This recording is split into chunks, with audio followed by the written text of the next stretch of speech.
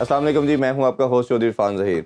आज इन खेलों के साथ आज काफ़ी डिटेल में हम डिस्कशन करेंगे। डिस्कशन के लिए हमारे रेजिडेंट एनालिस्ट मौजूद हैं ज़ार बाजवा। अस्सलाम वालेकुम ज़ार भाई। वालेकुम अस्सलाम। थैंक यू फॉर ज्वाइनिंग जी। जी थैंक यू। कैसे आप? अल्हम्दुलिल्लाह ठीक ठाक। ज़ार भाई, अगर हम डिटेल में डिस्कशन करें, कल भी हमने कोशिश की कि सारे एस्पेक्ट के ऊपर बात की जाए। सबसे इम्पोर्टेंट जो मेरा ख्याल है वो अभी जो टीम का कम्बिनेशन जो बनाने की कोशिश की जा रही है, उसी तरफ सारी इनकी सारी स्ट्रगल है या काविश कहना चाहिए। अब उसमें अब लेटेस्ट अपडेट है कि रिजवान की अभी हैमस्ट्रिंग का भी इंजरी है और ये भी कहा जा रहा है कि उनको रेस्ट देना चाहिए। एक और ये भी डिबेट हो रही है कि रिजवान और बाबर और इन दोनों ने अपनी रिजर्वेशन भी शो की थी कि हमें ओपन ही करना चाहिए। जब हफीज़ डायरेक्टर थे तो हमने देखा कि बैटिंग ऑर्डर चेंज हुआ, और एक तरफ आप जब साइम अयूब को टाइम दे रहे हैं, उसको एज ए ओपन आप कहला रहे हैं और आपको लगता है कि आपका ऐसा प्रोस्पेक्ट है जो पाकिस्तान को लंबा सर्व कर सकता है, तो ये क्या ये मेयार उस्मान खान के लिए भी नहीं होना चाहिए? एक बंदा इतनी बड़ी सेक्रीफाइस करके आया, अपना 5 साल का कॉन्ट्रैक्ट छोड़ के आया, अब उसके लिए दुनिया के और तमाम एवेन्यू एक किस्म के बंद हैं, तो उसको आपने एज ए ओपनर खेलता है वो लड़का, उसको PSL में 3 पे खिलाया, उसमें भी परफॉर्म किया, करते करते आपने उसको 4 पे बिठा दिया। देखिए आप दुरुस्त कह रहे हैं। उस्मान खान की जिस तरह की गेम है वो शुरू में टाइम लेता है थोड़ा सेट होने पे। बेशक वो बहुत ही एक्सप्लोसिव बैट्समैन है, PSL का सबसे हाईएस्ट स्ट्राइक रेट उनका रहा और उन्होंने बेहतरीन इनिंग्स खेली और बड़ी लंबी इनिंग्स खेली। दो सेंचुरीज मेरे ख्याल है गालिबन उन्होंने इस PSL में बनाई। तो जो उनका स्टाइल है, बेशक वो एक उनका एग्रेसिव स्टाइल है, तेज स्ट्राइक रेट है, फिर भी वो पिच पे थोड़ा सेट होने के लिए उन्हें टाइम लगता है। और शुरू के जो 10-15 बॉलें हैं वो राना बॉल या कोई तकरीबन 125 के लगभग उनका स्ट्राइक रेट होता है, लेकिन जब वो सेट हो जाते हैं फिर वो हर तरह की शॉट खेलते हैं, उन्हें कॉन्फिडेंस मिलता है। तो आप दुरुस्त करें कि उन्हें जो टॉप ऑर्डर पे ज़्यादा मौके देने चाहिए, चाहे ओपन करें चाहे वन डाउन लेके आए, और जो उन्होंने पोटेंशियल दिखाया है PSL में। और मुझे लगता है कहीं ना कहीं उनका बैक ऑफ द हेड ये भी है जो उन्होंने UAE के साथ सारा सिनेरियो चला है कि जब उन्होंने पाकिस्तान के लिए ऑप्ट किया तो UAE ने उनके ऊपर कुछ फाइन इम्पोज किया, उनको बैन लगा दिया, सारा कुछ किया। तो इस हवाले से आई थिंक वो उनको आपको बैक करना चाहिए। पाकिस्तान उन्होंने बहुत बड़ा फैसला लिया, एक फाइनेंशियल पॉइंट ऑफ व्यू से भी इनके लिए पाकिस्तान के लिए खेलना इतना ज़्यादा उस फाइनेंशियल हिट भी उन्हें पड़ा होगा, और वैसे भी वहाँ पे तो काफ़ी हद तक उनकी चीज़ें सॉर्ट आउट थी। उन्होंने बहुत बड़ा अपने कैरियर के साथ रिस्क लिया, तो आपको उन्हें बैक करना चाहिए। जो उनकी प्रेफर्ड पोजीशन है उन पे उन्हें मौका दें और उन्हें कॉन्फिडेंस दें। और उन्होंने PSL में दिखाया है कि उनके अंदर पोटेंशियल है कि अगर वो पिच पे सेट हो जाए तो आपको, जिस तरह चैपमैन ने इनिंग्स खेली सिंगल हैंडली अपनी टीम को जीता, इस तरह की इनिंग्स उस्मान भी खेल सकते हैं। ऐसे ही। और हमें अभी फोन लाइन पे ज्वाइन कर चुके हैं साबिक जो टेस्ट क्रिकेटर हैं, अब्दुल रऊफ साहब। अस्सलाम वालेकुम रऊफ भाई।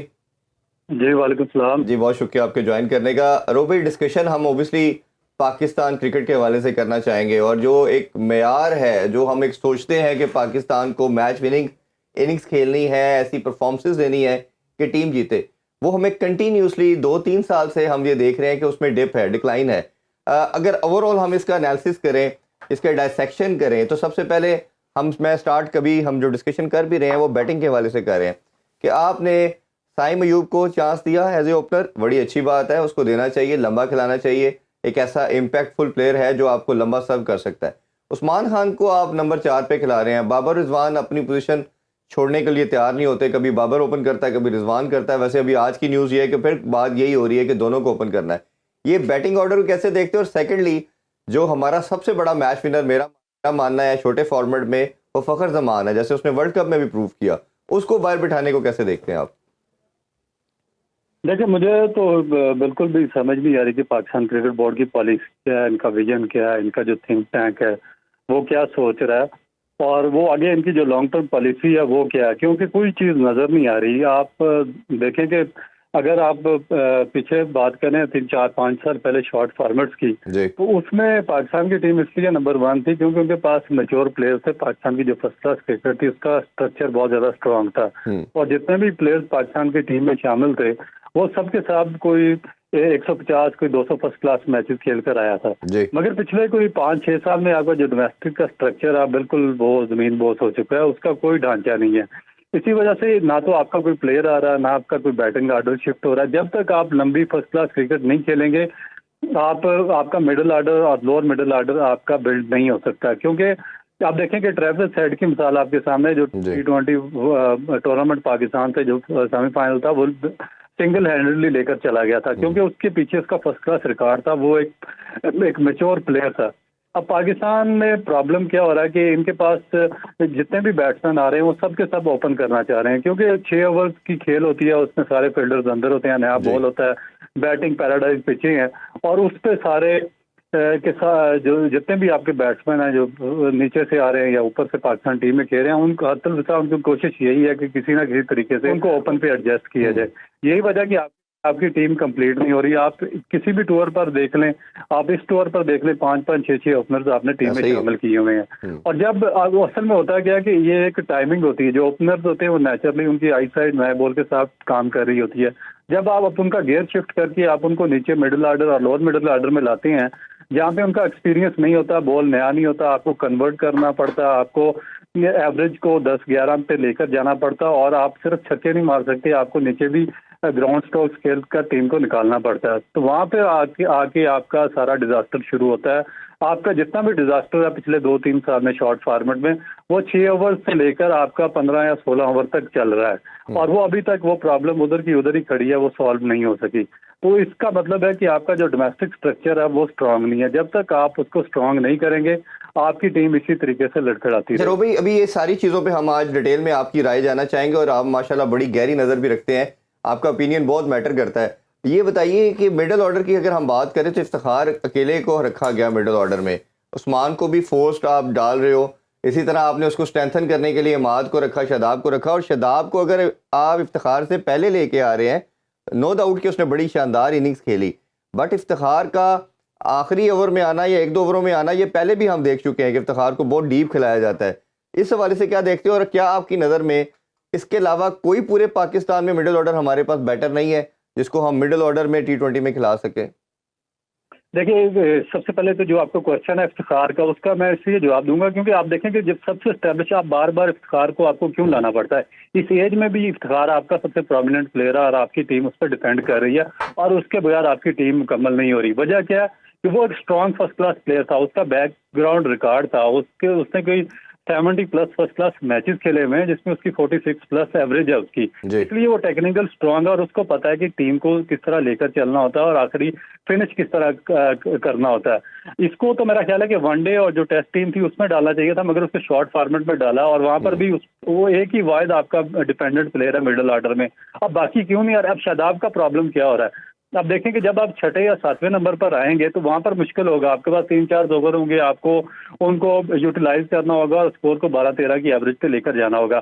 अब जब फ्रेंच पाकिस्तान सुपर लीग हुई है उसमें शादाब खान क्या करता रहा? जब इजी एक्सेस थी वो नंबर 3 या नंबर 4 पे आता रहा, क्योंकि बॉल नया होता था, हिट वहां पर लगाना आसान होता था, आप कट शॉट पर भी छक्का लगा सकते थे, आप थोड़ा सा फ्लिक करते थे, वो भी 6 रन हो जाते थे। जब आप आपकी पाकिस्तान टीम में आएंगे तो आपको कोई भी नंबर 3 नंबर 4 पे नहीं खिलाएगा, क्योंकि हमारे पास ऑलरेडी 5 ओपनर्स हैं, वो वही नंबर 3 नंबर 4 पे एडजस्ट हो रहे हैं। वहां पर पाकिस्तान टीम में आपका नंबर बनता है नंबर 6 या नंबर 7, जहां पर आपको एवरेज करनी होती है 12 या 13 रन की एवरेज, और आपको अपनी टाइमिंग और पावर यूज करनी होती है, आपको अपने गैप्स तलाश करने होते हैं। तो ये प्लेयर्स इतने ज्यादा मैच्योर वहां पर हैं नहीं, इसी वजह से इनका बार बार वहां पे फेलियर हो रहा है।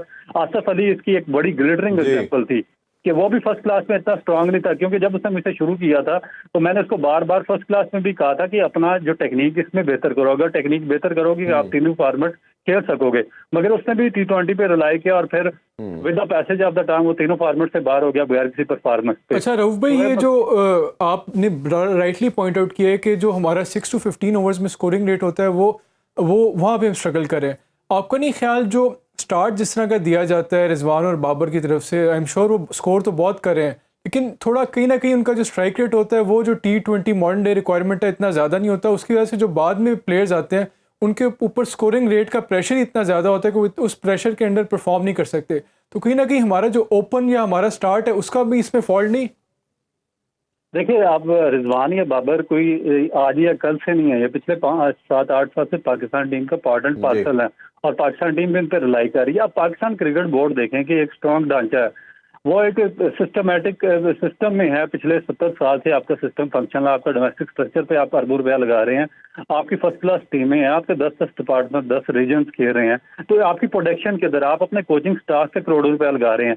आपने 7-8 साल से अगर इसको रखा हुआ है बाबर को और रिजवान को, तो इसका मतलब है कि आपका जो सिस्टम है पीछे कोचिंग स्ट्रक्चर है वो फेल है, जो उनका रिप्लेसमेंट प्लान तैयार नहीं कर सकता, और जो उनकी कोई रिप्लेसमेंट अभी तक तैयार नहीं कर सका कि जो उनकी जगह पे ऊपर जाकर खेले या नीचे मिडिल ऑर्डर में खेलें। तो इस पे मेरा ख्याल है कि आपको रिजवान को या बाबर को दोष देने की बजाय पाकिस्तान क्रिकेट बोर्ड को, और फिर दूसरी चीज इसमें क्या आती है, अगर आपका पाकिस्तान क्रिकेट बोर्ड उस पे प्लेयर पावर स्ट्रांग है, बाबर या रिजवान इतने स्ट्रांग है कि वो इन्फ्लुएंस करते हैं पाकिस्तान क्रिकेट बोर्ड पे, तो फिर पाकिस्तान क्रिकेट बोर्ड कहाँ पर खड़ा होता है? आपके चेयरमैन किधर खड़े होते हैं? आपकी जो थिंक टैंक है, मैनेजमेंट है, आपका कोचिंग स्टाफ है, वो कहाँ पर खड़ा होता है कि वो प्लेयर्स को इतना ज्यादा इन्फ्लुएंस करना देता है कि ना तो उनका कोई रिप्लेसमेंट प्लान है आपके पास, ना आप उनकी जगह शफल कर सकते हैं, और ना ही कोई नया लड़का तैयार करके पाकिस्तान टीम में लेकर आ सकते हो, और उसी तरह आप स्ट्रगल कर रहे हैं जितने भी आपके इवेंट्स आ रहे हैं।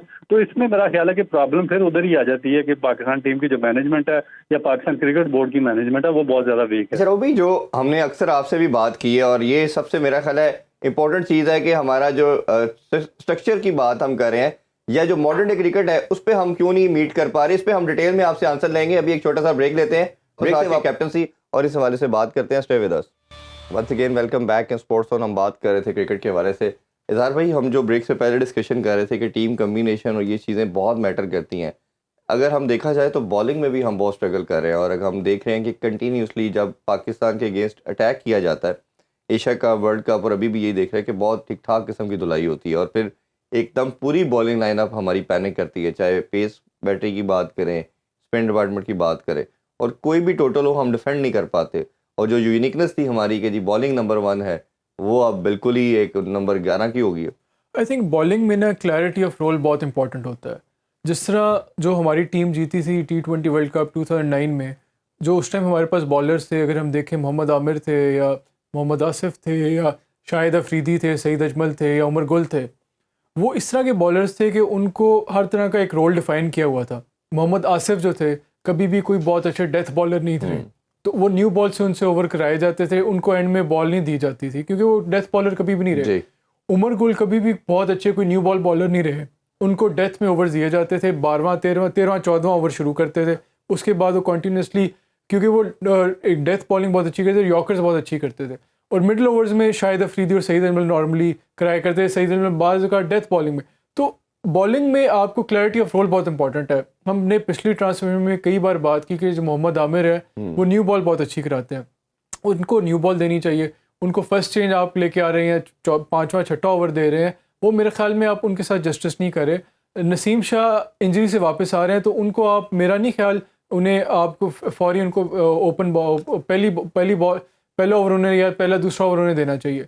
इसी तरह जो मिडिल ओवर्स में अब जिस तरह शादाब है, इज़ नॉट ऑन फॉर्म, तो आपको चाहिए कि अबरार को ज़्यादा ओवर्स दें, और डेथ बॉलिंग में भी शाहीन को इतनी अच्छी डेथ बॉलिंग नहीं करते, तो आपको चाहिए कि शाहीन के जो पहले ओवर्स हैं, जो शुरू में ही उनके ज़्यादातर ओवर करा लिए, डेथ बॉलिंग में आपके पास नसीम हो या मोहम्मद आमिर हो। तो इस तरह का आपको अपने बॉलर्स को क्लैरिटी ऑफ रोल देना बहुत इंपॉर्टेंट है। कोई भी बॉलर जो मॉडर्न डे क्रिकेट में इतना, बहुत ही कुछ बॉलर्स होते हैं जो बहुत ही ऑलराउंडर होते हैं, जो हर तरह की सिचुएशन रोल में बॉलिंग कर सकते हैं, लेकिन अदरवाइज जो रोल है, जो सिचुएशन है, उसके मुताबिक आपको बॉलर्स को उनको मैक्सिमम यूटिलाइज करना चाहिए। अच्छा, इसमें हम बॉलिंग की अगर बात कर रहे हैं तो आपने अगर तमाम इनकी थिंक टैंक की बात सुनी होगी, कोचेस की, अजहर महमूद ने भी कहा, बाबर ने कहा कि हम ये मैक्सिमम टाइम अपनी टीम को देना चाह रहे हैं बिफोर वर्ल्ड कप। जो हमारे पास ये 5 मैचेस हैं, फिर 3 आयरलैंड और फिर आगे 5 जो हैं इंग्लैंड के अगेंस्ट। अब आप जहाँ आमिर की हमने बात की, एक मैच खिलाया फिर नहीं खिलाया, उसकी समझ नहीं आई लॉजिक क्या थी कि क्या प्रैक्टिस देना चाह रहे हैं आप उनको, फिर इमाद को खिलाया ही नहीं जा रहा। एक तरफ प्रेस कॉन्फ्रेंस में कह रहे हैं जी कि वो हमें स्पिन डिपार्टमेंट वीक था, हमें उसको स्ट्रेंथन करना था, इमाद को रखा गया। अब ना खिलाने की लॉजिक समझ नहीं आ रही कि आप अपनी जो बेस्ट प्लेइंग 11 है उसको खिला के उसको कॉन्फिडेंस दें। और अगर आपका 4 ओवर भी अगर कोई बॉलर थकता है, उसको प्रॉब्लम है, तो इट्स मीन कि उसकी कोई ऐसी इंजरी है, उसको तो पहले ही आप रेस्ट दे दें। तो अब ये इमाद को ना खिलाना और अभी बाहर बैठाना, आई एम श्योर कि आप शायद अगले 2 मैचेस में खिलाएं।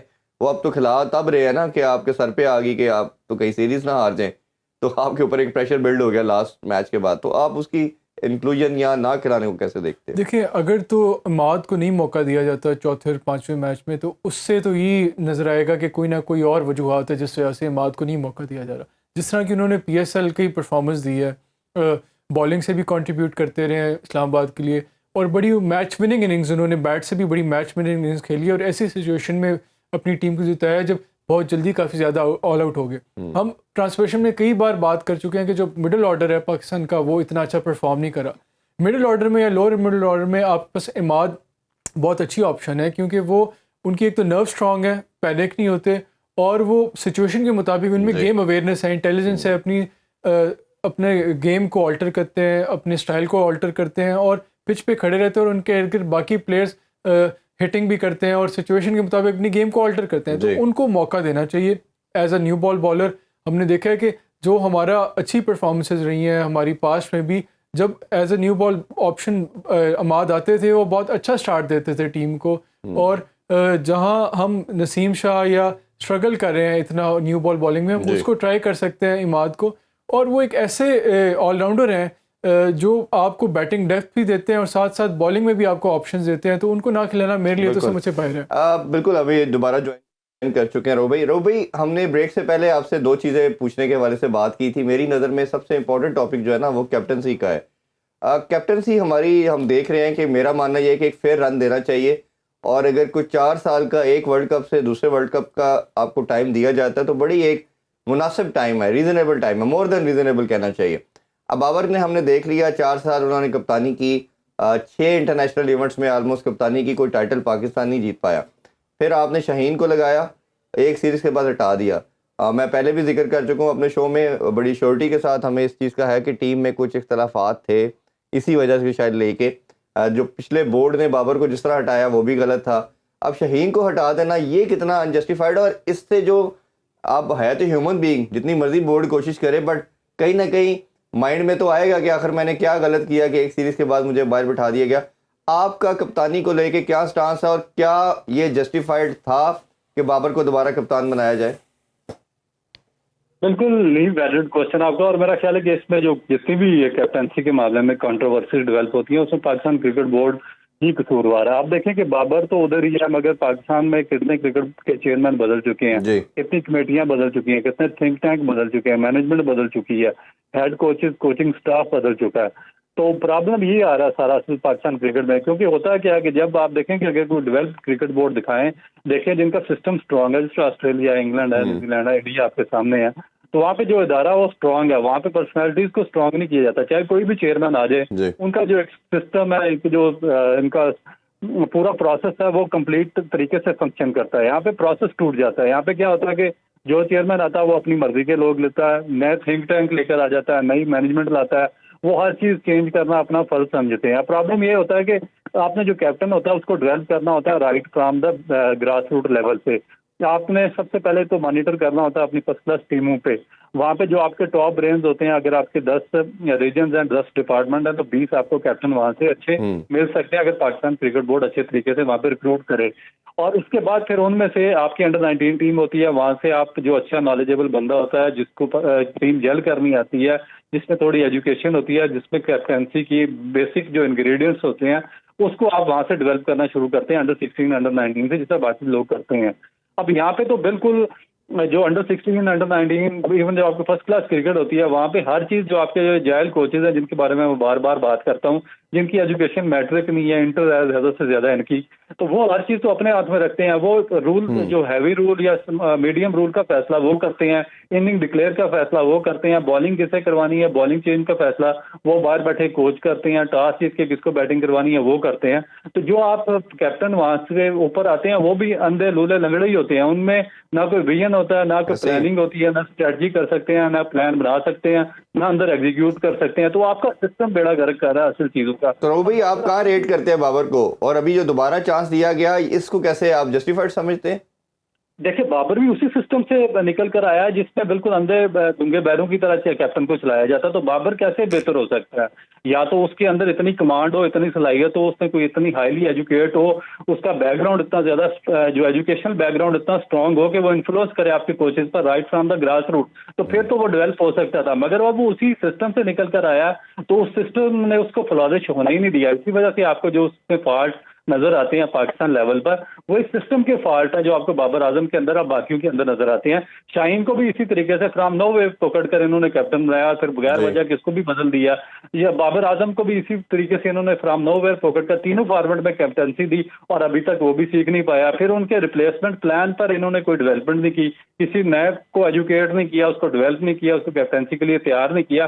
फिर किसी को पकड़ेंगे, किसी को लाकर बिठा देंगे, चेयरमैन चेंज होगा, मैनेजमेंट चेंज होगी, कोई और आ जाएगा। तो ये जब स्ट्रॉन्ग क्रिकेट बोर्ड नहीं होगा, वीक फुटेड होगा, तो फिर इस तरह के फैसले आपके। अच्छा रोबी, आप वहाब रियाज को बड़ा क्लोजली जानते हैं, उसके साथ खेले भी हैं।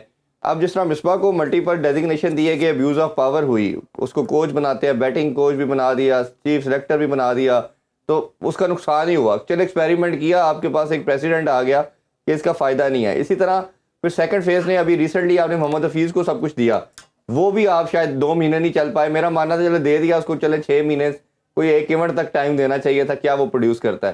खैर जैसे आपने कहा कि नया रजीम आता, बोर्ड आता है, वो अपनी मर्जी के बंदे ले आता है। अब वहाब रियाज को साइलेंटली सब कुछ दे दिया गया है और हम देख रहे हैं कि वो बड़ा स्ट्रॉन्ग है। टीम मैनेजर कभी ज़िंदगी में नहीं देखा कि सीनियर टीम मैनेजर भी होता है उसके ऊपर, वो लग गए हैं। और हम ये भी बड़ी श्योरिटी से बता रहे हैं कि टीम के 90% मामलात को वो देख रहे हैं। आगे प्लेयरों की सिलेक्शन की बात कर लें, रोटेशन पॉलिसी की चीज़ें देख लें। शायद अदर महमूद के पास इतनी 30 नहीं है, शायद बाबर के पास भी नहीं है इस दफ़ा, जो कि नॉर्मली पीछे बहुत पावरफुल थे बाबर। तो ये वहाब रियाज के रोल को कैसे देखते हैं, और ये जो टीम सिलेक्शन का सारा हमने देखा, इसी के साथ हिमाद और आमिर का भी आना, इन सारे एस्पेक्ट को कैसे देखेंगे आप? देखिए, इसमें थोड़ा सा मुझे टाइम चाहिए होगा, क्योंकि ये एक इंतहाई अफसोसनाक चीज़ है जो पाकिस्तान क्रिकेट में पिछले कई अरसे से हो रही है। आईसीसी आपको फंडिंग कर रहा है और आप उसमें फंडिंग को मिसयूज कर रहे हैं। आप वन मैन शो पे सिस्टम को चला रहे हैं, आप डिक्टेटरशिप पे पाकिस्तान की क्रिकेट को चला रहे हैं। आपने मार्शल लॉ लगाया हुआ पाकिस्तान की क्रिकेट पे, जहाँ पर एक बंदे को आप सारा कुछ बना देते हैं। जो चेयरमैन आते हैं, जिस तरह इसाल मानी था, जो आगे उसके बाद ज़कात अशरफ आया, जो अभी मौसम साहब आए हैं, तो इनको क्रिकेट का नहीं पता है। वो आगे एक आदमी जो उनका क्लोज होता है उसको पकड़कर आल इन आल सारा सिस्टम उसके हवाले कर देते हैं, तो और वो उस सिस्टम का बेड़ा गर्क कर देता है। क्योंकि एक वन मैन शो कभी भी कोई सिस्टम अच्छे तरीके से रन नहीं कर सकता। या तो आप बिल्कुल अडाक लगा दें और आप सिस्टम फिर ये कहेंगे ये फ्यूडल सिस्टम है, यहाँ पर एक ही बंदा रन करेगा, इस तरह नहीं होता।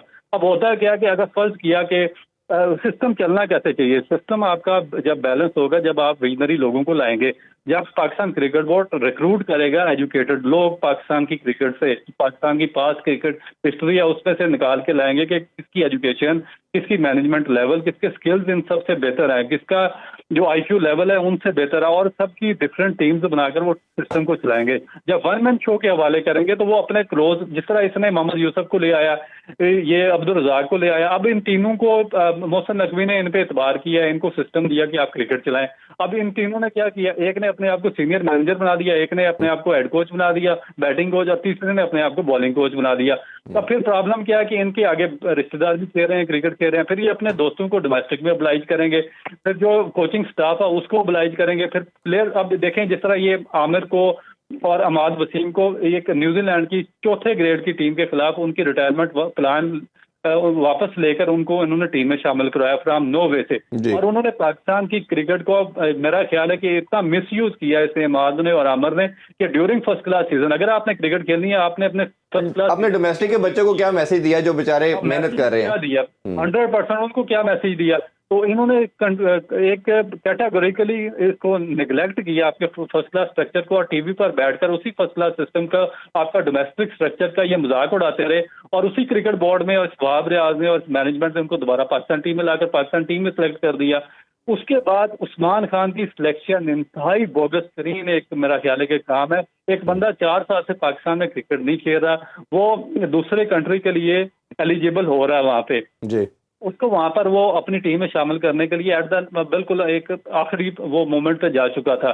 तो वहां से 1-2 परफॉर्मेंस जो T20 PSL जो आपका डोमेस्टिक क्रिकेट है उसकी 2 परफॉर्मेंस पर उसने उसको पकड़ा, उसके सारे कॉन्ट्रैक्ट कैंसिल करवाए, वहां से उसको पाबंदी लगवाई और उसको पाकिस्तान टीम में डाल दिया, जबकि आपको उसकी टेक्निक के बारे में पता था कि जब अच्छे बॉलर्स आएंगे तो उसकी टेक्निक शटर हो सकती है। बिल्कुल ठीक बात। अब वो ना यहाँ का रहा ना वहाँ का रहा, अब उसका कैरियर आपने बर्बाद कर दिया। 1-2 और परफॉर्मेंस अगर इस तरह की हुई तो वो वहाँ कहाँ पर खड़ा होगा। फिर आपने अपना सारा जो सिलेक्शन क्राइटेरिया था उसको आपने कंप्लीटली बाईपास कर दिया। जो आपके यंगस्टर पिछले 3-4 साल से परफॉर्म कर रहे थे सुबह से शाम, तो भाई उसको भी तो सही नंबर पे नहीं खिला रहे ना। उस्मान खान को भी बेचारे को ओपनर वो है, ओपनर पे खिला ही नहीं रहे। उस पर भी तो बाबर रिजवान अपनी जगहों पे बैठे हैं, उसको तो 4 नंबर पे खिला रहे हैं।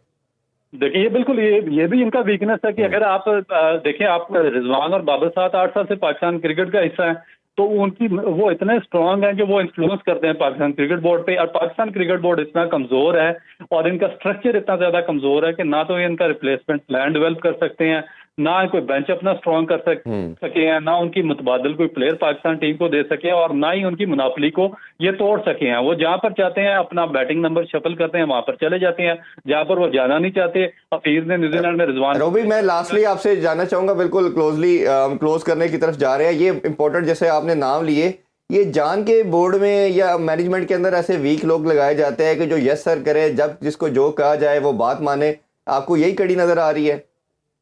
बिल्कुल सीधी बात है। आपके पाकिस्तान के सारे इदारे किस लिए बर्बाद हुए हैं कि आपने मेरिट को बाईपास करते हैं और जो अपने यसमैन होते हैं उनको वहां पर लगाते हैं। ना उनकी एजुकेशन होती है, एजुकेशन के बगैर विजन नहीं आ सकता, विजन के बगैर आपकी लॉन्ग टर्म पॉलिसी नहीं हो सकती।